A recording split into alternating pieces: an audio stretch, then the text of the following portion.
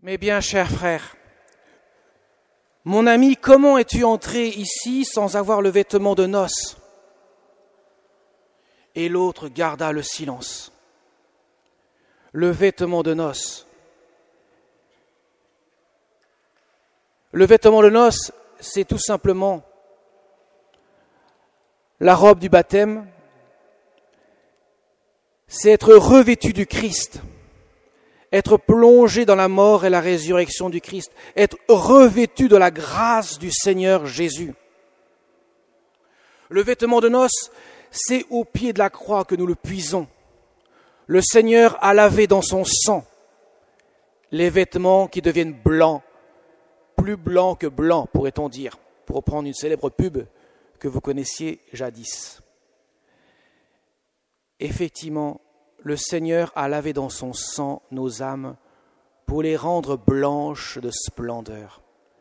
Ça peut paraître curieux de laver avec du sang et d'avoir le résultat du blanc et non pas du rouge, mais il faut voir la signification profonde de cela. Quand nous sommes baptisés, mes chers amis, comme le sera dans quelques instants aussi après la messe annonciade, nous sommes plongés dans la mort du Christ pour nous laisser revêtir du vêtement de la pureté et de la résurrection. Pour avoir revêtu le Christ, le Seigneur nous donne la grâce de la vie éternelle. Mais encore faut-il l'accueillir. Jésus s'adresse, vous avez entendu, aux grands prêtres et aux pharisiens, ceux qui sont les premiers invités, ceux qui ne feront même pas cas de la noce.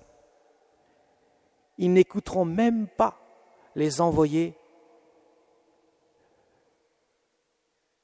que le roi enverra. Ils seront sourds à son appel. Ils ne reconnaîtront pas le Fils, celui qui va s'unir avec son épouse, la Sainte Église, sur la croix. Mes chers amis, la cité sainte que nous avons chantée en commençant la messe, je vis la cité sainte qui descendait du ciel, parée comme un époux pour son épouse. Cette cité sainte, c'est la Jérusalem céleste, c'est le mystère de l'Église qui puise dans la sainteté du Christ le don de la vie éternelle, la grâce du salut. Mes chers amis, l'Église qui est née du côté ouvert de Jésus sur la croix, quand le Christ, son cœur a été transpercé par le glaive du centurion romain, juste après avoir rendu l'esprit une fois mort, lorsqu'il a donné sa vie, qu'on ne prend pas, ma vie ne la prend, c'est moi qui la donne. À ce moment-là est née l'Église, la Sainte Église. Le nouvel Adam a donné naissance à la nouvelle Ève. Comme Adam, dans son sommeil mystérieux, s'est vu prendre une côte par le Seigneur pour créer Ève, de même, la Sainte Église est née du côté ouvert de Jésus. Et à ce moment-là, celle qui incarne le mieux, pourrait-on dire, celle qui est l'icône même de ce qu'est l'Église, la Vierge Marie, son cœur immaculé a été transpercé par le glaive de douleur. Et elle a joué donc à ce moment-là le rôle essentiel de nous conduire à Dieu. Et elle vient le révéler il y a 100 ans à Fatima. Elle dit, le 13 juin 1917, aux 3 petits-enfants, Lucie, François, Jacinthe.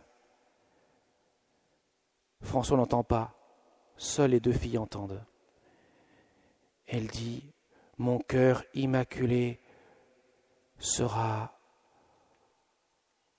ton refuge et ton chemin pour aller à Dieu.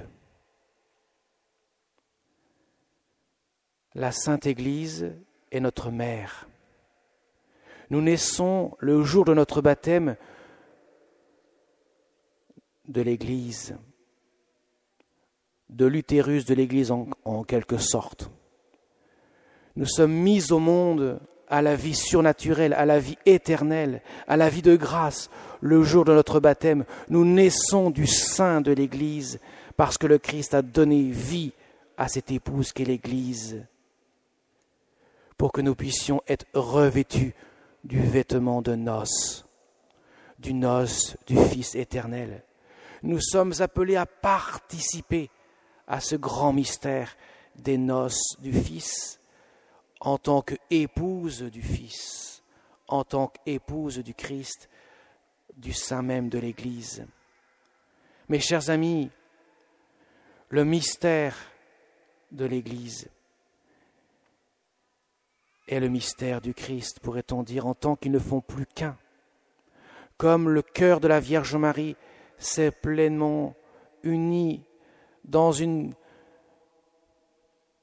mystère que nous ne pouvons pas sonder, tellement il est grand, avec son Fils bien-aimé.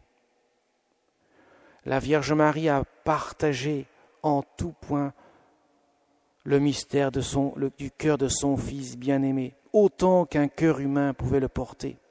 Elle qui a été préservée du péché, ce cœur immaculé, tout pur, pour que la grâce du Seigneur fasse son œuvre et devienne ainsi le chef-d'œuvre de la Sainte Trinité.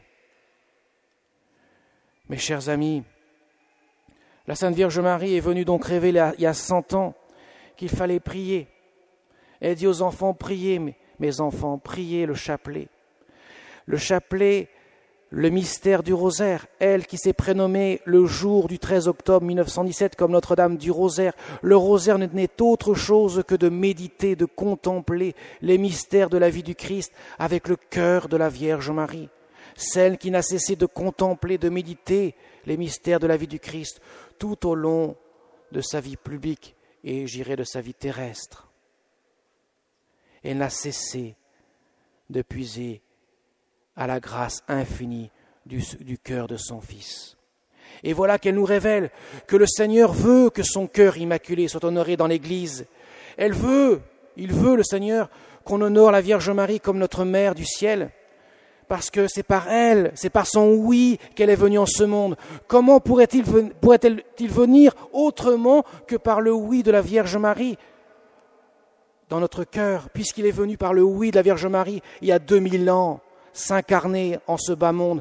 Le Seigneur a besoin de notre oui, a besoin de le oui de la Vierge Marie, a besoin de le oui de chacun des cœurs. Voilà pourquoi Jésus dit dans l'Évangile, beaucoup sont appelés, mais peu sont élus.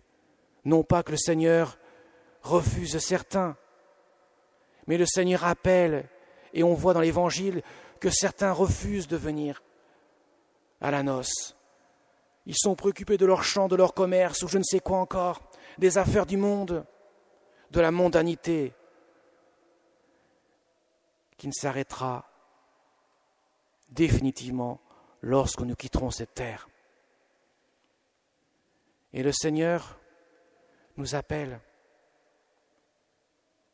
à nous laisser toucher par sa grâce, par l'intermédiaire de ce cœur de la Vierge Marie. Elle est honorée à ce point dans l'Église parce qu'elle est le plus court chemin pour aller à Dieu, disait le Père de Montfort il y a 300 ans. Elle est honorée comme telle parce qu'elle met en valeur le mystère même de la Sainte Église, qui ne se réduit pas aux hommes d'Église qui peuvent être pécheurs, et Dieu sait qu'ils sont pécheurs, tous sont pécheurs. Mais Marie, la Vierge Marie, nous révèle la sainteté de l'Église. Car l'Église, bien qu'elle soit sainte, elle est composée de nombreux pécheurs que nous sommes. Voilà pourquoi nous avons besoin sans cesse de venir quémander la grâce du Seigneur, sans cesse puiser à l'abondance de sa miséricorde. Jésus veut ardemment habiter nos cœurs par sa présence. Dans quelques instants, quand vous allez recevoir la communion, la Sainte Communion, comme Simeon va la recevoir pour la première fois, laissez-vous toucher par la grâce du Seigneur. Jésus vient demeurer dans nos cœurs pour le revêtir du vêtement de noces de sa grâce, pour qu'il puisse ainsi laisser l'Esprit Saint jaillir de nos lèvres et de nos cœurs, et ainsi crier la louange et la gloire de Dieu. Mes chers amis, quand il y a une première communion dans une paroisse, quand on voit un enfant recevoir pour la première fois Jésus, c'est un mystère extraordinaire qui se réalise pour nous. C'est le plus beau cadeau que nous puissions recevoir après le baptême, recevoir Jésus dans notre cœur. Et vous savez que avant que la Vierge Marie apparaisse 6 fois à Fatima, aux 3 pastoraux, l'ange du Portugal est venu apparaître 3 fois également en 1916 à ces 3 mêmes enfants. Et la dernière apparition lors de l'automne 2016, l'ange apparaît avec le calice et le corps de Jésus au-dessus, dont les gouttes de sang tombent dans le calice. Et l'ange va leur faire apprendre une belle prière. Mon Dieu, je crois, j'adore, j'espère et je vous aime. Je vous demande pardon pour ceux qui ne croient pas, qui n'adorent pas, qui n'espèrent pas et qui ne vous aiment pas. L'ange leur apprend cette prière. Et notre prière que nous dirons tout à l'heure à la très sainte Trinité, juste après la communion, en action de grâce, pour remercier le Seigneur du corps, du sang, de l'âme et de la dignité de notre Seigneur Jésus, qui nous est donné dans le mystère de l'Eucharistie, pour habiter notre cœur, pour que nous puissions nous laisser transformer par son amour. Car la sainteté, et je terminerai par là, la Sainte Vierge Marie le manifeste à elle seule. La sainteté, ce n'est pas de faire des choses pour Dieu. Ce n'est pas accomplir des exploits ascétiques, dignes d'un sportif de haut niveau. Ce n'est pas avoir des qualités humaines qui pourraient être qualifiées de surhumaines. Ce n'est pas faire. C'est laisser le Seigneur imprimer sa grâce dans notre cœur. C'est laisser le Christ vivre en nous. Ce n'est plus moi qui vis, c'est le Christ qui vit en moi, dira saint Paul aux Galates. C'est laisser imprégner le visage, non pas seulement sur le voile de sainte Véronique, mais dans nos cœurs. Laisser imprimer le voile du mystère du cœur de Jésus, signifie à travers le voile de Véronique par le visage de douceur, d'amour, de miséricorde, imprégner nos cœurs pour que Dieu puisse vivre réellement dans nos cœurs. Amen.